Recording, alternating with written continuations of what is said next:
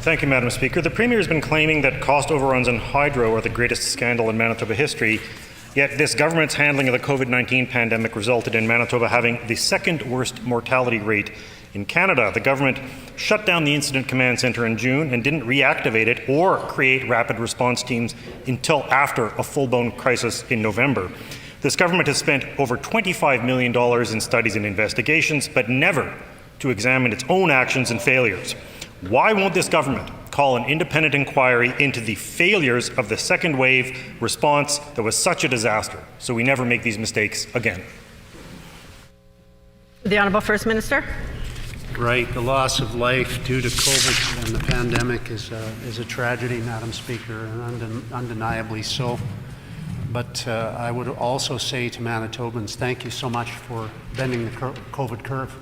We have much to look forward to because people in our province have been responsible in listening to the advice of our health leadership and not the advice of opposition leaders. And that's important, Madam Speaker, because it is effectively allowing us to loosen some of those restrictions that were so necessary during the height of the pandemic, and now allow Manitobans, not just small businesses, but all of us who depend on small businesses and all of us who want to resume some sense of normal social activity to do some of that.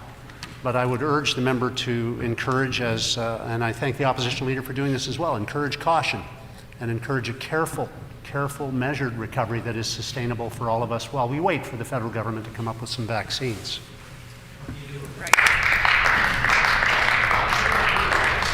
The Honourable Member for St. Boniface on a supplementary question.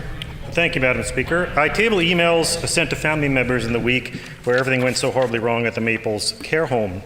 I received them from a friend whose father died the day of the crisis. During the week, family members were told by the executive director at Maples day after day that everything was fine.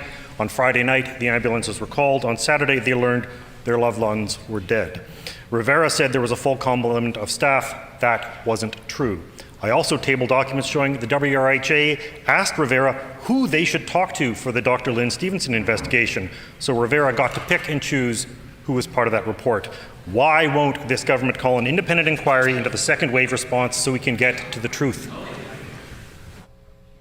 The Honourable Minister of Health. Nice to meet you. Thank you very much, Madam Speaker. And what I will say to the member opposite is that I had the opportunity twice, actually, to meet with members of family members of those who lost their loved ones in Maples, in the Maples personal care home, as well as the staff that work there. And it was very important for me and our government that we met with those families prior to releasing Dr. Lynn Stevenson's report, and we did so and had a very good, frank conversation about some of the challenges that they faced as well. And so I think it's very important that we look at Dr. Stevenson's report. We will be and have committed to implementing all 17 recommendations of that report.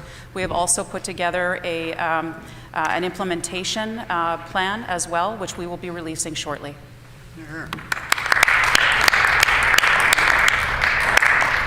The Honourable Member for St. Boniface on a final supplementary. Thank you, Madam Speaker. In early December, there was a COVID outbreak at another Rivera facility, Kildonan Care Home.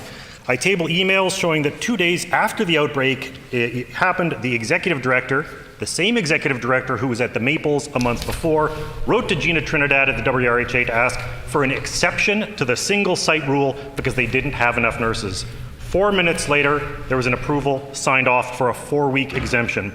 The single site rule was established May 1st, 7 months before, to keep staff from moving from between homes. I can understand why making sure that residents don't die of hunger or thirst might justify that decision. The question is why in December we still weren't ready. Is the reason the Premier doesn't want an inquiry because his own decisions might be examined and he would no longer be able to blame anyone else? The Honourable Minister of Health. Thank you very much. I thank the member for the question. Again, we have reviewed the recommendations of Dr. Stevenson's report. That is not just to Maples, Madam Speaker. It responds to and will be changes that will be implemented across the province of Manitoba and all personal care homes, so it's not just to one, so it will pertain to the personal care home the member opposite is referring to as well. And so again, Madam Speaker, we will be coming out with that implementation plan very soon.